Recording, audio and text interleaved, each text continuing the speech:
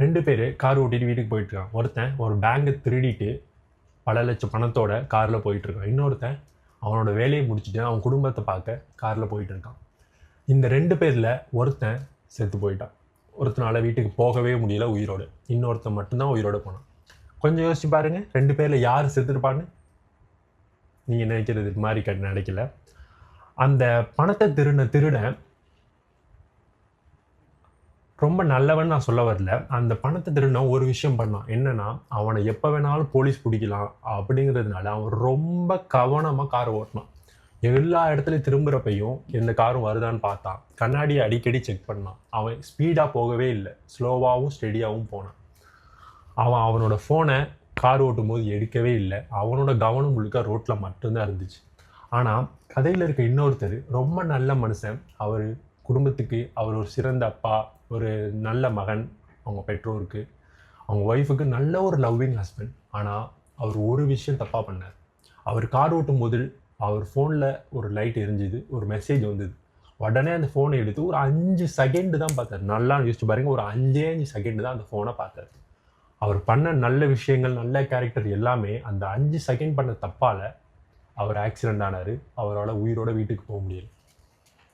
இப்போ உடனே உங்கள் மைண்டில் ஒரு கேள்வி தோணும், எப்படி கெட்ட விஷயங்கள் பண்ணிவிட்டு பேங்கை திருடிட்டு அவன் தப்பிச்சு போனான், இது நியாயமே கிடையாது அப்படின்னு ஒன்று வரும். ஆனால் ஒரு விஷயம் என்னென்னா, லைஃப்பில் எப்போவுமே நம்ம நல்லவன் கெட்டவங்கிறது நமக்கு நடக்க போகிற விஷயங்களால் தீர்மானிக்கிறது கிடையாது. நமக்கு என்னென்ன விஷயங்கள் நடக்க போகுதோ அது எல்லாமே நம்ம அந்த மொமெண்ட்டில் கவனமாக இருக்கமா இல்லையா. இது கடவுள் திருடனுக்கு நான் ஹெல்ப் பண்ணணும், ஒரு நல்ல மனுஷன் ஃபோன் யூஸ் பண்ணதான் அவளுக்கு கொல்லணும் அப்படிங்கிறது கிடையாது. கடவுள் நமக்கான கவனத்தை கொடுத்துருக்காரு. அதை நம்ம கரெக்டாக யூஸ் பண்ணால் திருடனாக இருந்தாலும் கரெக்டாக வீட்டுக்கு போய் சேரலாம். நான் நல்லவனாக இருந்தாலும் கவனமாக இல்லைன்னா ஆக்சிடெண்ட் ஆகி செத்து போகலாம். ஸோ இதை ஒரு சைக்காலஜிஸ்ட் ஒரு எக்ஸ்பெரிமெண்ட் பண்ணாங்க. சைக்காலஜிஸ்ட் ஒரு 10-15 ஸ்டூடெண்ட்டை கூப்பிட்டு அவங்கக்கிட்ட ஒரு ஸ்க்ரீனில் ஒரு பேஸ்கெட் பால் கேமை ப்ளே பண்ண வச்சுட்டு அவங்க அந்த லெக்சரை ஸ்டூடெண்ட்டை சொன்னாங்க, உங்களோட வேலை என்னென்னா, இந்த பேஸ்கெட் பால் கேமில் எத்தனை டைம் ஒரு பேஸ்கெட் பால் ஒருத்தட்டேருந்து இன்னொரு எத்தனை டைம் பாஸ் ஆகிருக்குங்கிறத மட்டும் கவுண்ட் பண்ணுங்க, அவ்வளோதான் அப்படின்னு சொல்லிட்டாங்க. அந்த ஸ்டூடெண்ட்ஸ் எல்லாம் ரொம்ப எக்ஸைட்டட் ஆகிட்டாங்க.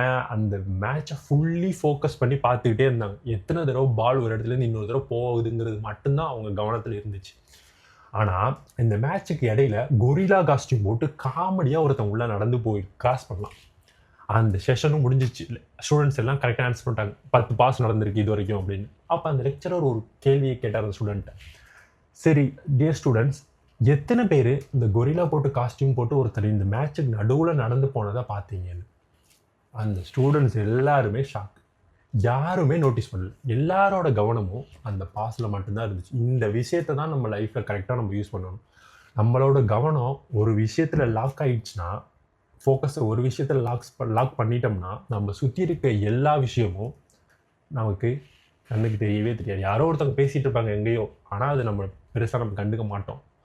ஏதோ ஒரு விஷயம் நம்ம மைண்டில் ஓடும், இது நடக்கும் அது நடக்கும், அதையும் நம்ம கண்டுக்க மாட்டோம். ஏன்னா நம்ம ஒரு விஷயத்தில் ஃபோக்கஸ்டாக இருக்கும். ஸோ இந்த லெசனே இதுதான். எப்பவுமே லைஃப் நீங்கள் நல்லவனா கெட்டவனான்னு பார்க்காது. ஆனால் லைஃப் நீ ஃபுல்லி கவனமாக இருக்கியா அப்படிங்கிறது தான் பார்க்கும். எதனால் கவனமாக இருக்கணுங்கிறது நான் சொல்கிறேன். கவனமாக இருக்கிறதுனால இப்போ நீங்கள் ஒருத்தவங்கள்ட்ட பேசிக்கிட்டு இருக்கீங்க, ரொம்ப நேரம் பேசி முடிச்சதுக்கப்புறம் தோணும், ஐயோ அவங்க என்ன சொன்னாங்கிறது எனக்கு சுத்தமாக புரியலையே அப்படின்னு உங்களுக்கு தோணும். அப்போ நீங்கள் அந்த நேரத்தில் உங்கள் மைண்டை எங்கேயோ வச்சுட்டு இருந்தீங்கன்னு அர்த்தம். அதனால தான் அவங்க என்ன சொன்னாங்கிறத அவங்களால புரிஞ்சிக்க முடியல. அதே விஷயம் தான், நீங்கள் கார் ஓட்டிக்கு போயிட்டுருப்பீங்க, அங்கே ஒரு பள்ளம் இருக்குன்னு ஒரு சைன் இருக்கும். ஆனால் நீங்கள் அந்த பள்ளத்தில் மாட்டினதுக்கு அப்புறம் தான் யோசிப்பீங்க, ஆஹா அந்த சைனை நான் கவனிக்கலையே, ஏன்னா நீங்கள் உங்கள் ஃபோனில் இருந்திருப்பீங்க. ஸோ அதே விஷயம் உங்கள் குடும்பத்தோடு இருக்கும்போதும் உங்கள் வேலையில் இருக்கும்போதும் நீங்கள் கவனமாக இருந்தால் மட்டும்தான் உங்களால் ப்ரொடக்டிவிட்டியை ஃபாலோ பண்ண முடியும். இது நம்ம நினைக்கிற மாதிரி நம்ம கவனமாக இருக்குது பெரிய பெரிய விஷயத்தை அச்சீவ் பண்ணுறதுக்கு மட்டும் இல்லை, சாதாரண லைஃப்பை சந்தோஷமாக வாழ்கிறதுக்கும் நம்ம கவனமாக இருந்தாகணும். உயிரோடு இருக்கிறதுக்கே நம்ம கவனமாக இருந்தால் மட்டும்தான் நம்மளால் வாழ முடியும். இல்லைன்னா கை கால் போகலாம், ஒரு ஆக்சிடெண்ட் ஆகலாம், என்ன வேணாலும் நடக்கலாம். ஸோ எப்போவுமே நான் எப்படி நல்லவனாக வாழ்கிறதுங்கிறது மட்டும் கேட்காதீங்க. கண்டிப்பாக நல்லவனாக வாழ்கிறது முக்கியம். ஆனால் எப்படி நான் ரொம்ப கவனமாக இருக்கிறதுன்னு கேளுங்க. நீங்கள் திருடனாக இருந்தாலும் நல்லவனாக இருந்தாலும் நீங்கள் கவனமாக இருந்தால் மட்டும்தான் உங்கள் வாழ்க்கையில் நீங்கள் உயிரோடு சந்தோஷமாக வாழ முடியும். வீடியோ பார்த்ததுக்கு ரொம்ப நன்றி. நம்ம ஒருத்தர் கஷ்டப்படும் போது கை கொடுத்து தூக்குனா அது மிகப்பெரிய சந்தோஷம் கொடுக்கும் உங்களுக்கு. அதே மாதிரி தான் ஒரு சப்போர்ட் பண்ணுங்கள், லைக் பண்ணுங்கள், ஷேர் பண்ணுங்கள். கண்டிப்பாக அடுத்த வீடியோவில் உங்களை நான் மீட் பண்ணுறேன்.